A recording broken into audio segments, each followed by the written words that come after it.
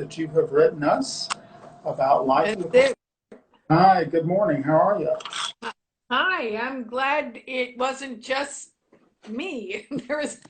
No, don't. It was some technical issues on this end, and so I was not able. It looked like I was logged on, but I wasn't. So Okay, well, we, that explains it. Good. we'll have our official beginning right now. Good morning, everybody. Good morning, everybody, and welcome to Darien Wellness Live. I'm here with my co-host, Deborah Friedland, and we are here to answer your questions that you have sent in through all of our social media channels about this new COVID era that we're all living in. And I'll do a little check-in with my co-host. How are you doing this morning, Deborah? I'm pretty good. Yeah? Once again, I'm defined by the weather a lot, and it's a sunny day and it's going to be warmer, so it's no longer winter today. But I've been thinking a lot about the fact that everything is opening up, and I've noticed in me and almost everybody I know an increased anxiety about feeling safe going back out. In addition to all the anxiety of having been cooped up for so long and kept away from friends and family. So I guess it's good news that things are starting to open up, but people aren't dancing and singing. Let's just. Yeah. Well, you know what? I am going to roll into a question. It was not the question that, let's see. We've got four really great questions today, and one of them is directly related to this. Here we go. So I don't know the age or the gender of the person that wrote this, but this is what they said. I've been dying to get out of the house, like us all. Yes. But now that we're on the verge of going back to work, I'm scared I will get sick. Yep. And that's what it says. Yeah. Yeah. So this ties right in with what you're seeing and what you're feeling and observing. Yes, indeed, it really is, because it's still we don't know. We don't have, as you like to say, when we're answering questions, the more information we have, the more accurately we can answer the question. Mm-hmm. And I think the real problem here is that we don't have enough information. Yeah. Well, yeah. So what do we do with that? Well, I mean, I guess in this case, I think that I don't know if age and gender matters as much, I agree. because I don't think it this does is either. probably the one time that I would say, although good for you for reinforcing. Folks, when you write us questions, let us know. Last week we had somebody say, I know you like details, and they gave us a bunch of details. Yes. And yeah, Well, but David, let me just clarify. I wasn't saying anything about the question as it was asked. I was saying about that's true of all of us as we start to think about going out. One of the things that we don't have is enough information to keep us feeling really safe. oh, yeah, That yeah. that was the link right there. Okay, yeah, And I yeah. think that's a lot of what is, increasing anxiety at this point. We don't know if it's safe. And who do we listen to? And how do we make a plan that makes sense? There's a lot of big questions swirling around now. Agreed. Yeah. I could not have said it better. Um, and the way that I understand anxiety, feeling nervous, feeling anxious, feeling stressed, is that it is about the future. Yep. I cannot be anxious about the past because I know how it turns out. I mean, it might not turn out the way I like it. It might not turn out the way I wanted it to, but I understand it. It's got a beginning and a middle and an end, and we really like that.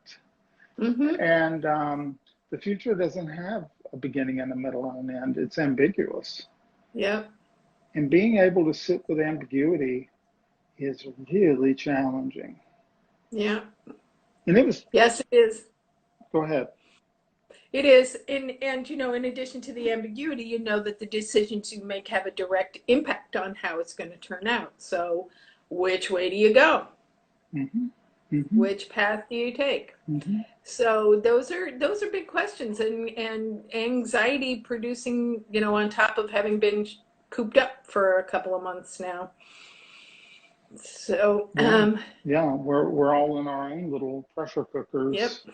Uh, And sitting with ambiguity is really hard. And the more I just always fall back on mindfulness techniques and tuning in to the moment mhm, and um, mhm.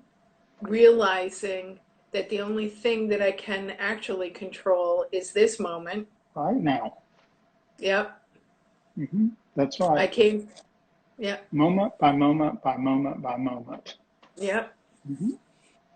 And that is helpful. It's helpful to me to just sit back and realize I, I am in a moment. I am safe.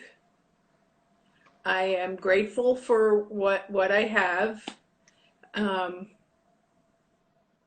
and I can make a decision today based on the best information available to make a plan going forward, and then That's all I that got. can be revised. That's right. That's right. And the key to this, and this actually relates to another question that we got coming up, Hmm. um, is that I work with the data set I got. I work with the knowledge that I have, and I Yeah. make a choice based on that. And the trick is to be able to then say, okay, I'm done with this now. Yes. It's that repeating, right? That reviewing, that rumination, to Yeah. use a good clinical word. And rumination doesn't usually have very good outcomes. Uh, it No. it doesn't produce anything of value. So yeah, I worked a lot with my client. Well, I continue to work with my clients on being able to um, deal with ambiguity. And this was before COVID. Hmm. And I through my training and my own therapy, uh, I thought I was a master of ambiguity. Well, this COVID situation has given me a final exam, and I got a strong C. That's how I would grade myself, a strong C. So I've still got some more work to do myself, but it's about being mindful, just like you Yeah. said, and really all mindful means. I find that mindfulness is a word. It's just one of those words that's kind of talking about ambiguity, is a varying meaning depending on who's using it. Hmm. All we're saying is, just like Deborah said, just being present, just doing now as well as you can. That's all it is. Yep. And it's that simple and it's that hard. Yeah. And it is not an easy thing to do, and it does require practice. Right. So, yeah, yeah. So But that's, it will stand you in good stead if we can you get through got to believe this it. with, training ourselves to be present in each moment as they go along and to redirect your thinking when you realize it's gone out there again into the rumination and the worry and the anticipation. If you can rein that back in and come back to the present in whatever way works for you, those are skills that will keep you in good stead for the rest of your life. I could not, well, you took the words out of my mouth again. So, Um, I am not a man of few words, so but I know when to stop. So I agree. I can't enhance that answer. I like that. I like that. So I think that I hope we helped this person out, but I do I hope like the so. irony in the comment that they've been dying to get out of the house, and now, it reminds me of that old expression, right? Be careful Be careful what you what you ask wish for, for. right? Yeah. Yep. All right. So let's this was troubling to me when I saw it, and this initially was going to be our first question, but uh, I think there is a problem with my neighbor's violence wives. Oh, no. I've heard a few things from a friend. And yesterday I saw my neighbor with marks on her arm. I'm not sure what to do. Should I say something to the police? Wow. Wow. That's a really hard one and a troubling one, because all the evidence suggests that in these times of stress and isolation, domestic violence and child abuse have gone way up. Mm-hmm. And reporting has gone way down. Mm-hmm.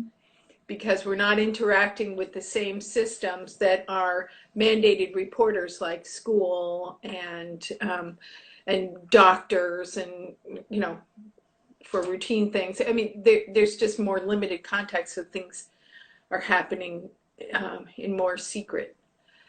Mm-hmm. What do you think about contacting the police? This is... Well, I mean, contacting the police, I don't know if that might be, I mean, look, I mean, I think somebody needs to be contacted. What do you think about an initial conversation with the neighbor, if that's possible? I mean, with the woman. Yeah. Not, you know what? I really like that. And so, see, and I'm glad you suggested that, because I typically, when I'm thinking about any kind of violence, it's typically against a party that can't advocate for themselves. So Indeed, children or seniors, like very advanced right. age elderly people. And these are the two populations where, so I immediately go to, you got to let somebody know. But yeah, I think with an adult, going up to that person, well, I mean, what would you say? I would just say, just start a conversation. Tough, obviously, but just tell them that you're just wondering if they're okay, and if there's anything you can do to be helpful. Yeah, yeah, yeah. Let me look back at the question again. So, she identifies this person as neighbors. Um, looks like they have a mutual friend who said something about something suspicious. Yeah, Mm-hmm. she doesn't. The thing that I don't get from the question here is the level of their familiarity. Are they just passing Exactly. acquaintances? Are they really good Yeah. friends? I mean, Right. Right. that's the part I'm a little unclear about. And so I think that how much further I would go would be based on, my relationship. Yeah. How long you know? It's just some random stranger coming up to you would be hard to respond to. Mm-hmm, mm-hmm. Yeah, yeah. But I think just a genuine question, just asking how they're doing, and Yeah. say, I mean, respecting social distancing. And Yeah. I mean, I think one of the challenges, so at Darien Wellness, we're not in the office. We're seeing 100% of our clients online. And that might change in the future, but for right now, that's how it goes. And so we don't have to worry about social distancing, because there's 0% chance that I can give anything to you by talking to you over Instagram. And but we don't do our therapy over Instagram, by the way. Just want to let everybody know. No. We Yeah. actually have very HIPAA compliant, secure ways. So I just felt like I need to say that. But being socially distant and wearing a mask, which that's the reason I brought it up. It can be a little challenging to feel more Yep. genuine when people can't see your facial expressions. Yeah, it's hard. And I found myself in more than one circumstance where I had a mask on, and I thought, they're not understanding that I'm being ironic. Yes. Yeah. Yeah. Because this is covered. Yeah. And And you can't tell from your eyes alone what's happening with your mouth. I mean, these are interesting things that I've noticed. yeah, And why, as long as we need to wear masks, I don't want to go back into the office, because it would be too hard. yeah, But but back to the so I question, which digressed. is, But being as genuine and open and honest, and just asking, and really yeah, showing genuine concern, and yeah, then making a decision based on that, and particularly going back to one of the golden rules of psychology, right? If you note a change. yep, So if this is a person who normally would engage with you and come up and talk to you for 10 minutes, and they just kind of like blow you off, or pretend like they don't hear you or give you a one-word answer, the scale's tilting a little more. Now, maybe they're just in a hurry. Maybe they've got something in the oven and it's about to burn. But the scales have tilted a little more. There's a little more question about something going on. So yeah, you may not get an answer with one inquiry. You may have to do it again. Yeah. And I think that sometimes you'll have really honest conversations, surprising conversations. In real life, I've yeah, had that happen to me. yeah.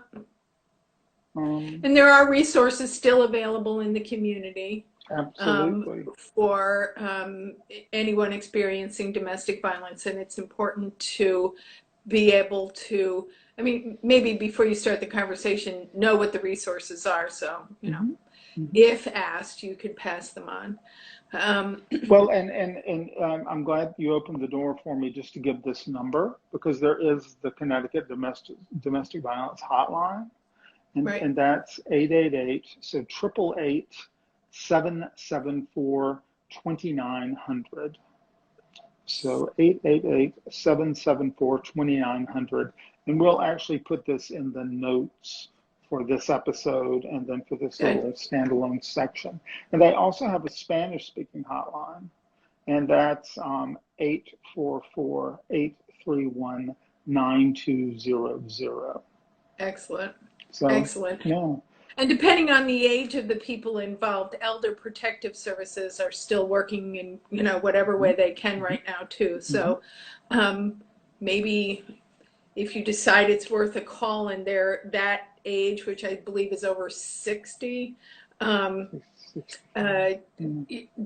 maybe that's the first call rather than the police. It's, you just need more information. Well, yeah, and these in my experience, they're all connected. They all have resources they can refer you to. Exactly. They can refer, wherever they need to.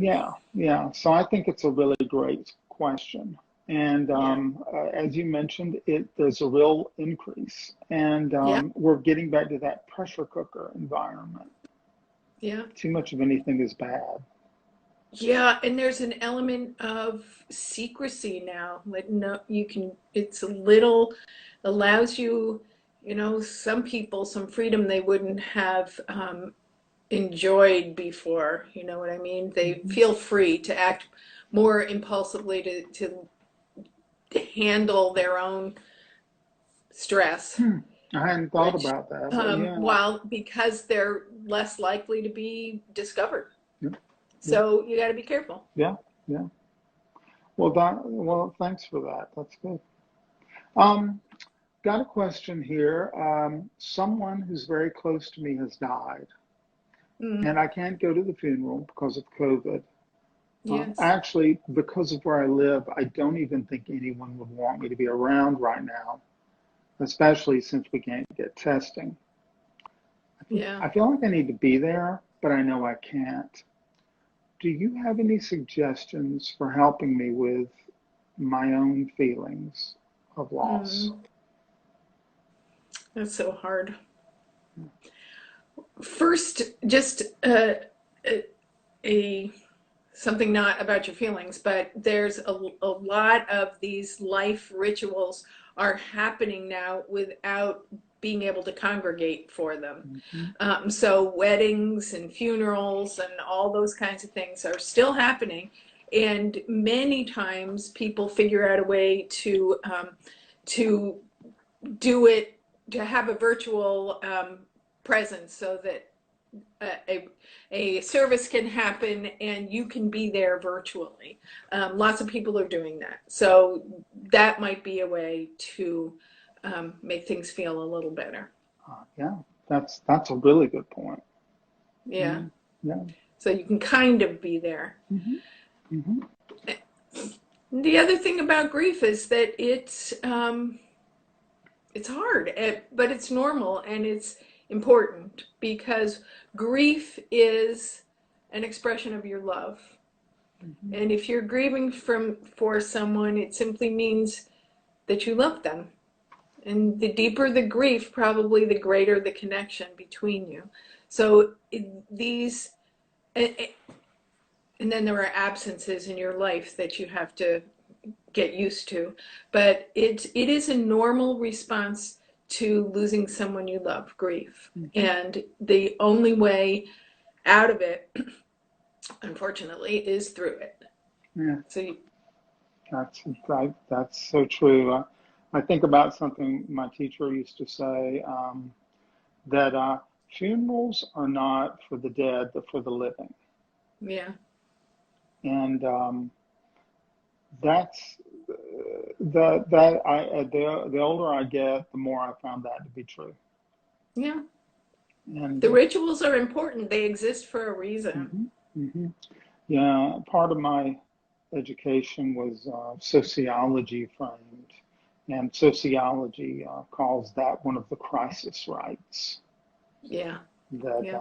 yeah, and so birth, marriage, um, All crises. the birth of a child. Um, some holidays can have Yeah. the impact of the crisis rite, Yeah. because everybody has an idea about what it ought to look like. Yeah. It's all about expectation. And funerals are a crisis rite too. And a lot of times things get disclosed. We find out things. Yes. Sometimes we find out things we didn't want to know. Yes. But it's really important. I completely Yeah. agree. Well, in terms of managing it, if you can't zoom into the funeral, or even if you can, maybe create a ritual or a thing that you can do for yourself or whoever else is in your household, or maybe somebody else by Zoom. You guys put something together that is a meaningful way of addressing your grief and saying goodbye. Mm-hmm. Yeah, yeah, yeah, absolutely. Make it for yourself. Yeah, because going back to my teacher's point, Dr. Joy's point, it's for those of you who are survivors. Yes. Yes. So connecting with other people who knew this person, that doesn't even have to be true, Right. but connecting with someone that you can talk to, and you can talk about your own memories and your own thoughts and your own feelings now. Yep. Yeah, that's very valuable. I agree. Um, and the fourth one of these really great questions today. Um, I am a 36-year-old woman in good health, but I sweat a lot even when I'm cold. I feel symptoms like TMJ. WebMD said I might be really anxious or have anxiety disorder.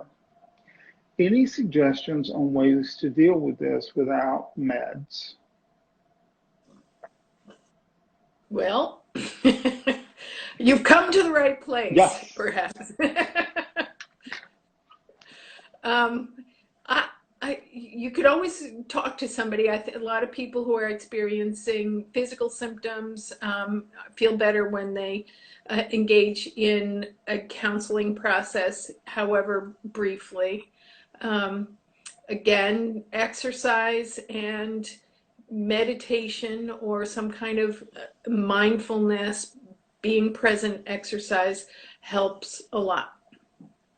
And I had not thought about this until you started giving your answer, where you said that about talking to someone, that I think before I did that, I would probably run it by an MD. Sure.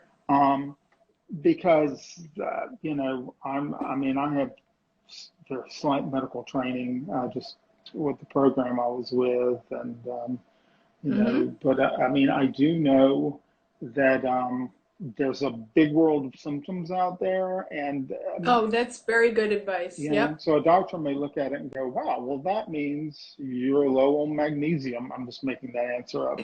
You know, and I don't know anything about magnesium, so I would not see that. Um, Yeah. I have found that it's much easier to rule out the medical because they can typically give you a test. They can draw blood, they Yep. can, you know, put a heart rate monitor on you, and then they can go, oh, well, you got this and that. Right. And then after they go, I don't know what's going on, that's when they pass you on to us. So I always, I'm glad you said that, because I would first say, just run it by a doctor and say, should I have any concerns? Yeah. Because look, it may really, I don't know. I mean, you know, as I told somebody yesterday who was a little puzzled by having two diagnoses psychologically at once, you can have a broken arm and a broken leg at the same time. Yes, It would you be can. unfortunate, but yeah. So there may be two things going on. I mean, she mentions TMJ. I don't know if she's had that before. Maybe Right. she has it. Um, but she also could be having generalized anxiety disorder and TMJ. So, yeah, Yep, that's a puzzle that you're right. A doctor can sort out and do it relatively quickly. yeah. And this in medicine they call it diagnosis by exclusion. Okay, Yes. so you got this and you got this. Do you have this? Well, no. Oh, okay. Well, your blood doesn't show that, so we can take this away, and this away. And that's how Yep. they whittle it down. And Yeah, and all of that is probably good news, just ruling out anything medical. So absolutely, you can, you know, you're healthy, you can carry on with figuring out what you're afraid of. absolutely, absolutely. So yeah, so I hope that helps. I hope so Yeah. too. Um, so great questions this week. Uh, and Keep them coming yeah, because as we know, it's not going to be an easy road to the opening up. There are bumps ahead, so I agree. we'll be here. I agree. Yeah. And so just I'm horrible at dates.